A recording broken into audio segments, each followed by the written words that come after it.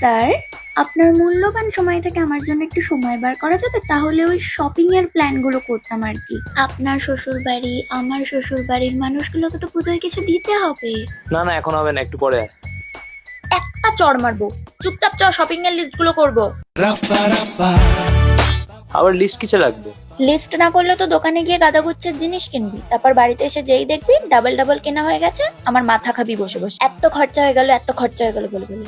আচ্ছা শোন, 2 মায়ের 2টো শাড়ি, 2 বাবার 2টো পাঞ্জাবি, দুবারই মিলিয়ে 3 কাকা কাকি, আর তোর 2 বোন, আমার 3 বোন, এদিকে দাদা বৌমনি। বাপরে বাপ, কত কিছু কিনতে হবে রে। তাহলে এবার বেশি কিছু কিনিস না, তাহলে একটু খরচাটা কমবে। খুনতে গরম করে দেবো একদম, সারাক্ষণ খালি আমাকে জ্বালাবে। এই কি দিবি এবার আমাকে?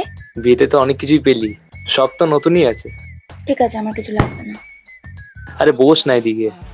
কি হলো? আচ্ছা এটা খুলে দেখ তো কি আছে। এটা তো আমার ফেভারিট কালার।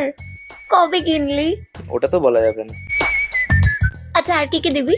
আচ্ছা দাঁড়া, আমি তোর জন্য অনেক কিছু দেখে রেখেছি, দাঁড়া দেখাই। এই যে এই শার্টটা, এই জিন্সটা, আর এই পাঞ্জাবিটা। আরে আমি যা পরবো আমাকে তাতেই ভালো লাগে। ঠিক আছে, তাহলে সব কটা কিনে দিই। আচ্ছা শোন না, এবারে তাহলে সপ্তমীতে আমরা বেরোবো, অষ্টমীতে মনে হয় এবার ফ্যামিলির সাথেই থাকতে হবে, খুব মজা হবে এবার।